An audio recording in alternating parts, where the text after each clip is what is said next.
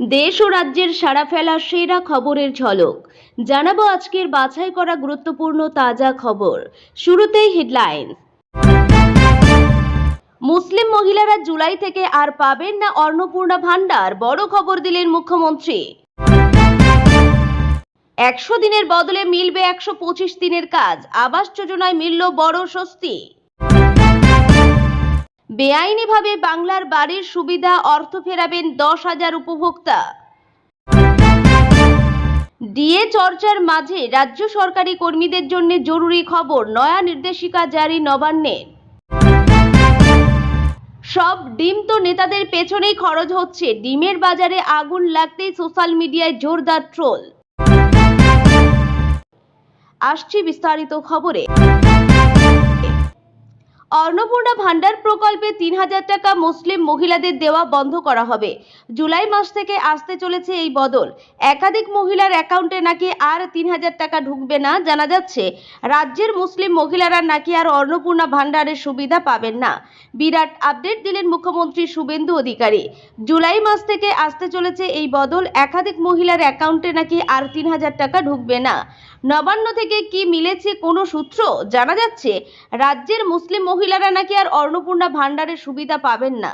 এটা হলে বিরাট বড় পদক্ষেপ নেবে নবান্ন। সেক্ষেত্রে সত্যি কি এরকম কিছু ঘটবে? সম্প্রতি মুসলিমদের জন্য অন্নপূর্ণা ভান্ডার প্রকল্প বন্ধের দাবিতে এবার সরব হয়েছে এক হিন্দু সংগঠন। কিন্তু কেন?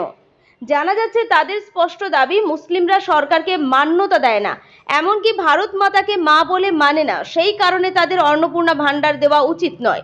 ওই সংগঠনের আরো দাবি, একটা মুসলিম পুরুষ একাধিকবার বিবাহ করে থাকেন, এমনকি তা 7 থেকে 8 পর্যন্ত গিয়ে দাঁড়ায়। সেক্ষেত্রে এতজন মহিলাকে এক পরিবারে কেন অন্নপূর্ণা ভান্ডার প্রকল্পের সুবিধা দেওয়া হবে? এ বিষয়ে নবান্ন পেয়েছে ডেপুটেশন, মিলেছে কড়া চিঠি। তাহলে কি এবার করবে নবান্ন? যদিও এ বিষয়ে এখনো পর্যন্ত রাজ্য সরকারের তরফ থেকে আনুষ্ঠানিকভাবে কিছু জানানো হয়নি, তারা শুধুমাত্র ডেপুটেশন জমা দিয়েছেন। রাজ্য জুড়ে সরকারি পরিষেবা পৌঁছে দিতে তৎপর মুখ্যমন্ত্রী শুভেন্দু অধিকারী। সোমবার নন্দীগ্রামের রেয়াপাড়া থেকে আনুষ্ঠানিকভাবে যাত্রা শুরু করল সরকারের নতুন উদ্যোগ জনকল্যাণ শিবির। এদিন এই শিবির থেকে রাজ্যের গ্রামীণ অর্থনীতি ও সাধারণ মানুষের জন্য একাধিক বড় ঘোষণা করেন মুখ্যমন্ত্রী। জনকল্যাণ শিবির আগামী 3 দিনের জন্য রাজ্যের 1,100টি স্থানে শিবিরের আয়োজন করা হয়েছে। এখান থেকে 54টি গুরুত্বপূর্ণ সরকারি প্রকল্পের সুবিধা সরাসরি মানুষ গ্রহণ করতে পারবেন। দীর্ঘ অচল অবস্থা কাটিয়ে পশ্চিমবঙ্গে আনুষ্ঠানিকভাবে শুরু হয়েছে 100 দিনের কাজ। কেন্দ্রীয় গ্রাম উন্নয়ন মন্ত্রকের সহায়তায় জুন মাসে 1.53 কোটি শ্রম দিবস মঞ্জুর করা হয়েছে। পাশাপাশি 1 জুলাই থেকে কাজের মেয়াদ 100 দিন থেকে বাড়িয়ে 125 দিন করা হচ্ছে। রাজ্যে প্রধানমন্ত্রী আবাস যোজনা চালুর পর এখন জোর কদমে চলছে সমীক্ষার কাজ। 20 জুলাই পর্যন্ত নাম নথিভুক্তির সুযোগ থাকছে। মুখ্যমন্ত্রী স্পষ্ট জানিয়েছেন, তালিকা তৈরিতে কোনো অনিয়ম বরদাস্ত করা হবে না। সমীক্ষা নিয়ে কোনো অভিযোগ থাকলে বা কেউ বঞ্চিত হলে সরকারের টোল ফ্রি নম্বরে সরাসরি জানানো যাবে। গত 5 সপ্তাহে সরকারের সাফল্যের কথা তুলে ধরে শুভেন্দু জানান, ইতিমধ্যে প্রায় 79 লক্ষ মহিলাকে অন্নপূর্ণা যোজনার আওতায় আনা হয়েছে। তালিকা তৈরির কাজ চলছে জেলায় জেলায়। নবান্ন সূত্রে খবর, প্রায় 1010 উপভোক্তা ইতিমধ্যেই চিহ্নিত হয়েছেন। তাদেরকেও সরাসরি নিয়ম লঙ্ঘন করে বাড়ি নিয়েছেন। কোথাও আবার একজনের নামে একাধিক বাড়ি হয়েছে। গোটা তালিকায় এবার ঝাড়াই বাছাই হচ্ছে। আর উল্লেখ্য, প্রথম ধাপে 12 লক্ষ উপভোক্তা এই প্রকল্পে 1,20,000 টাকা করে পেয়েছেন। আর দ্বিতীয় ধাপে আরও 16 লক্ষ মানুষকে এই বাড়ি দেবে বলে প্রথম ধাপের 60,000 টাকা বাংলার বাড়ি প্রকল্পের বেআইনিভাবে সুবিধা নিয়েছেন যারা, তাদের এবার সেই অর্থ ফেরত দিতে হবে সরকারকে। পালা বদলের পর গোটা প্রক্রিয়া নিয়ে তদন্তের নির্দেশ দেওয়া হয়েছে নবান্নের তরফে। এক আধিকারিকের কথায়, প্রথম ধাপের থেকে দ্বিতীয় ধাপে বেআইনিভাবে বাড়ি প্রাপকের সংখ্যা বেশি। নতুন সরকার ক্ষমতায় আসার পর বাংলার বাড়ি প্রকল্পে বেআইনিভাবে সুবিধা নিয়েছেন যারা, তাদের তালিকা প্রস্তুত করার নির্দেশ দেওয়া হয়। পঞ্চায়েত এবং গ্রাম উন্নয়ন দপ্তরের সচিবকে চিঠি দিয়ে এই নির্দেশ দেন রাজ্যের মুখ্য সচিব মনোজ আগরওয়াল। চিঠিতে উল্লেখ করে বলা হয়, সরকারি নিয়ম লঙ্ঘন করে বহু অযোগ্য উপভোক্তা অন্যায়ভাবে সুবিধা পেয়েছেন বলে অভিযোগ। আরও অভিযোগ, একজনের নামে একাধিক বাড়িও রয়েছে। তাছাড়া যার পাকা বাড়ি রয়েছে তিনিও এই প্রকল্পের সুবিধা নিয়েছেন। তার ফলে সরকারের আর্থিক ক্ষতি হয়েছে। সেই কারণে নতুন করে উপভোক্তাদের তালিকা যাচাই করতে হবে, পরে আবার চিঠি দিয়ে জানানো হবে প্রকল্পের প্রথম ও দ্বিতীয় পর্যায়ের সুবিধাভোগীদের পুনরায় যাচাই করতে হবে। নতুন নির্দেশে বলা হয়েছে, যেসব সুবিধাভোগী পুনরায় যাচাইয়ের সময় অযোগ্য বলে চিহ্নিত হয়েছেন তাদের তথ্য আবারও পরীক্ষা করা যেতে পারে। তবে যাদের অযোগ্যতা নিশ্চিত হয়েছে তাদের কাছ থেকে প্রকল্পের অর্থ অবিলম্বে ফেরত নেওয়ার ব্যবস্থা করতে হবে।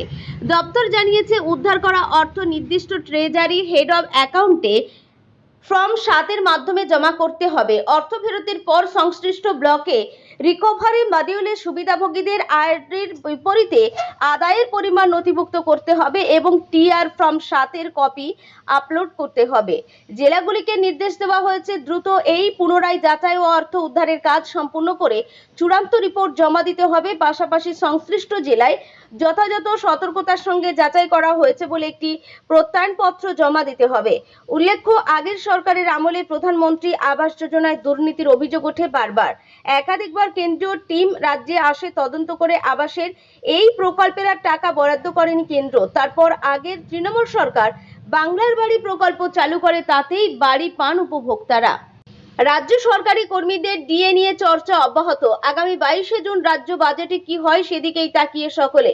এই আবহে নয়া নির্দেশিকা জারি করলো রাজ্য সরকার। সেখানে বলা হয়েছে, 21শে জুন আন্তর্জাতিক যোগ দিবসের কর্মসূচিতে রাজ্য সরকারি কর্মীদের বাধ্যতামূলকভাবে অংশগ্রহণ করতে হবে। রাজ্য সরকারের তরফে জানানো হয়েছে, 21শে জুন সকাল 6:30 থেকে 7:45 অবধি সরকারি কর্মীদের নিজেদের সংশ্লিষ্ট দপ্তর, আবাসন, রেড রোড অথবা মিলন মেলা প্রাঙ্গণে উপস্থিত থাকতে হবে। রবিবার রাজ্য সরকারের মুখ্য সচিবের দপ্তর থেকে এই নির্দেশিকা জারি করা হয়েছে। সংশ্লিষ্ট নির্দেশিকা অনুযায়ী রাজ্য সরকারের সকল স্থায়ী, অস্থায়ী, দৈনিক মজুরি ভিত্তিক, চুক্তিভিত্তিক কর্মীদের বাধ্যতামূলকভাবে আন্তর্জাতিক যোগ দিবসের কর্মসূচিতে হাজির থাকতে হবে। এমনকি আউটসোর্স কর্মী ও সাম্মানিকের বিনিময়ে যারা কাজ করেন তাদেরও এই বিশেষ কর্মসূচিতে যোগ দেওয়ার জন্য বলা হয়েছে। এখানেই শেষ নয়, মুখ্য সচিবের দপ্তর থেকে জারি করা হয় এই নির্দেশিকায় বলা হয়েছে, রাষ্ট্রায়ত্ত সংস্থা, স্বায়ত্তশাসিত সংস্থা ও স্থানীয় সংস্থার কর্মীদেরও আগামী 21শে জুন আন্তর্জাতিক যোগ দিবস পালন করতে হবে। আজ থেকে প্রায় 12 বছর আগে 2014 সালে 21শে জুন দেশটিকে আন্তর্জাতিক যোগ দিবস হিসাবে ঘোষণা করা হয়েছিল। এবছর এই বিশেষ দিনে কলকাতায় উপস্থিত থাকবেন দেশের প্রধানমন্ত্রী। আগামী 21শে জুন রেড রোডে প্রধানমন্ত্রী নরেন্দ্র মোদী ও মুখ্যমন্ত্রী শুভেন্দু অধিকারীর উপস্থিতিতে যোগ দিবস পালন করা হবে। তার আগে রাজ্য সরকারি কর্মীদের জন্য নয়া নির্দেশিকা জারি হয়ে গেল। সেখানে স্পষ্ট বলা হয়েছে, রাজ্য সরকারি কর্মীদের বাধ্যতামূলকভাবে আগামী 21শে জুন আন্তর্জাতিক যোগ দিবস পালন করতে হবে। এই বিশেষ দিন উদযাপন ক্ষেত্রে রাজ্য সরকার যে কোনো রকম ত্রুটি রাখতে চাইছে না, তাই এক প্রকার পরিষ্কার। বঙ্গে সরকার পরিবর্তনের পর বেশ কিছুদিন কেটে গেলেও নিত্য প্রয়োজনীয় বাজারের উত্তাপ কমছে না। এবার মধ্যবিত্তের পকেটে টান মেরে এক লাফে আকাশ ছোঁয়া হয়ে উঠল ডিমের দাম। গত কয়েকদিনে শহর কলকাতা থেকে শুরু করে রাজ্যের জেলাগুলিতে ডিমের দাম যে হারে বৃদ্ধি পেয়েছে তাতে কার্যত নাভিশ্বাস ওঠার জোগাড় আম জনতার। বর্তমানে কলকাতার খুচরো বাজারে একটি ডিমের দাম প্রায় 7.50 টাকা থেকে 8 টাকায় গিয়ে ঠেকেছে। বেশ কিছু জেলাতেও একই চড়া দরে বিক্রি হচ্ছে ডিম। হঠাৎ করে ডিমের এই ব্যাপক মূল্য বৃদ্ধির কোনো সঠিক বা যৌক্তিক কারণ খুঁজে পাচ্ছে না খোদ খুচরো ব্যবসায়ীরাও। তাদের দাবি, বছরের এই সময়টাতে সাধারণত ডিমের দাম নিয়ন্ত্রণে বা আমজনতার নাগালের মধ্যেই থাকে, কিন্তু এবার পরিস্থিতি সম্পূর্ণ উল্টো। হঠাৎ কী কারণে এই চড়া দাম তা নিয়ে ধোঁয়াশায় বিক্রেতাও। এদিকে রাজ্য রাজনীতি পরিবর্তনে এবং ডিমের এই অস্বাভাবিক দাম বৃদ্ধিকে কেন্দ্র করে সোশ্যাল মিডিয়ায় শুরু হয়েছে জোরদার চর্চা ও রসিকতা। সম্প্রতি রাজ্যে রাজনৈতিক অশান্তির জেরে কিছু জায়গায় বিদায়ী শাসক দলের নেতাদের লক্ষ্য করে ডিম ছোড়ার ঘটনাকে হাতিয়ার করেছেন নেটিজনেরা। সোশ্যাল মিডিয়ায় মজার ছলে ট্রোল করে অনেকেই লিখছেন, তৃণমূল নেতাদের লক্ষ্য করে ডিম ছোড়ার তাগিদেই নাকি বাজারে ডিমের চাহিদা রাতারাতি বেড়ে গেছে, আর সেই কারণে দামও আকাশ ছোঁয়া। যদিও এই সমস্ত মন্তব্য যে নিছকই ট্রোল করার উদ্দেশ্য বা রসিকতা করে করা হচ্ছে তার বলার অপেক্ষা রাখে না। এর সঙ্গে বাস্তব বাজারের মূল্য বৃদ্ধির কোনো সম্পর্ক নেই। কিন্তু নেট পাড়ার এই হাসি মজা ও ট্রোলের আড়ালে থাকা আমজনতার আসল কষ্টটা টাকায় নয়, পুষ্টির অন্যতম সহজলভ্য উৎস হিসাবে ডিমের উপর ভরসা করেন কোটি কোটি সাধারণ মানুষ। ডাল ভাতের পর ডিমের ঝোল বা অমলেট ছিল মধ্যবিত্তের সস্তার পুষ্টি, কিন্তু ডিমের প্রতি পিসের দাম ৮ টাকার কাছাকাছি পৌঁছে যাওয়ায় চিন্তার ভাঁজ পড়েছে খেটে খাওয়া মানুষের কপালে। নতুন সরকারের আমলে এই মূল্যবৃদ্ধি নিয়ন্ত্রণ করতে প্রশাসন কি পদক্ষেপ নেয়, এখন সেটাই দেখার।